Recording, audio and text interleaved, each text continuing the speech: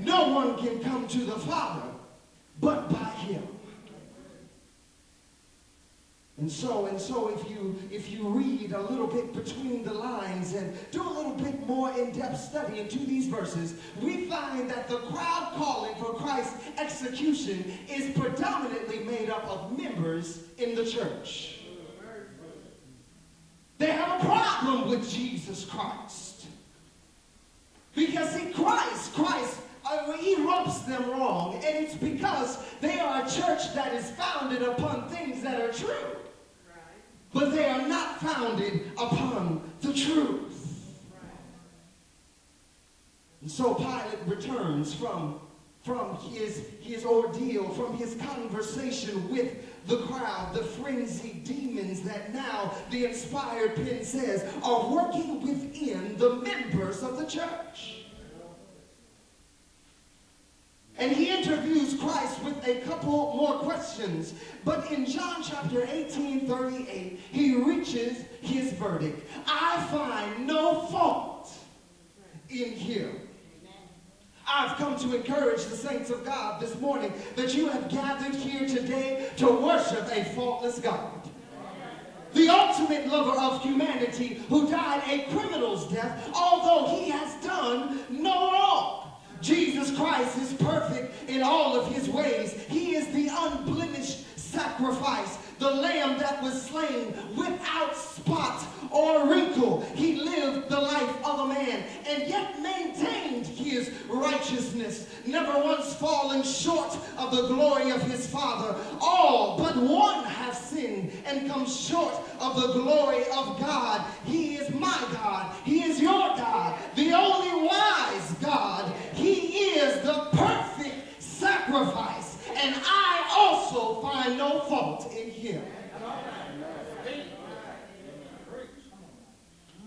But yet we find a stark contrast between Pilate's verdict and the verdict of the church. For Pilate came to the conclusion, I find no fault in him. Pilate tried Christ. Listen to me now. Pilate tried Christ and found no fault in him. But yet the church on the outside had a list full of faults against Jesus Christ. I believe our church today can be found in the same position as the church on this Passover weekend. For many of us, we do try Christ. Don't we? We come into the church and we answer the appeal, the call to come down and give our lives to Christ. The preacher says, try Jesus.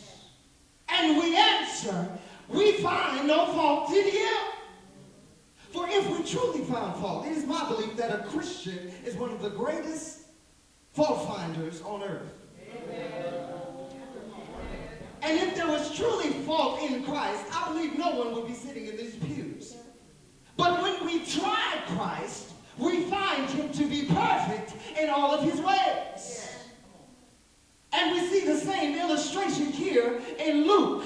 We find that Pilate, who just tried Christ, finds no fault in him. But those who have walked with Christ for a while, somewhere on that journey, seem to have found fault in Jesus Christ.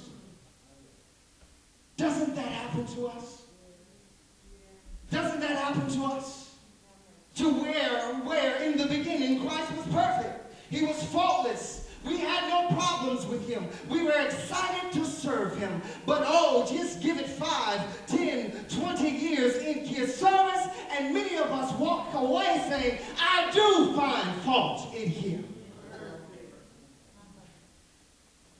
Now, I do understand you. I do understand you to an extent. It is hard for us to justify the nicks, the scrapes, the bruises, the scratches, the scars, the breaks, the infections that we have received since we began our Christian journey.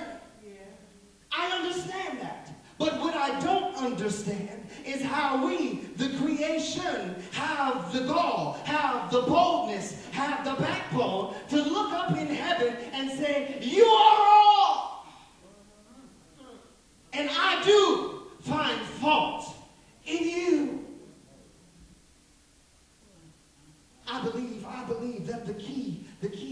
verses can be found not in the analysis of Pilate, the heathen, but in the analysis of those that made up this mob. There are three groups of people that I was able to find in this mob. How many groups? Three groups. The first of these groups was the Judas Iscariots. The Judas Iscariots. The Judas Iscariots have a fault with Christ because Christ did not exalt them to the position they felt they deserved. Want to say that again, is that all right? The Judas Iscariots find fault with Christ because they were not exalted to the positions they felt they deserved. There is one type of person that Christ will continually rub wrong. A matter of fact, I believe that this person, this individual, will always find Christ to be annoying. And that is the individual who seeks self-gratification. The kingdom of heaven is built on one question. And that question is not the question that earth is built upon. We as humans find ourselves living a life based on the question, what can you do for me? Isn't that right? We choose our friends based on what they can do for us. We choose our jobs based on what it can do for us. We choose our churches based on what it can do for us. But the kingdom of heaven is built on the foundation of what can I do for you?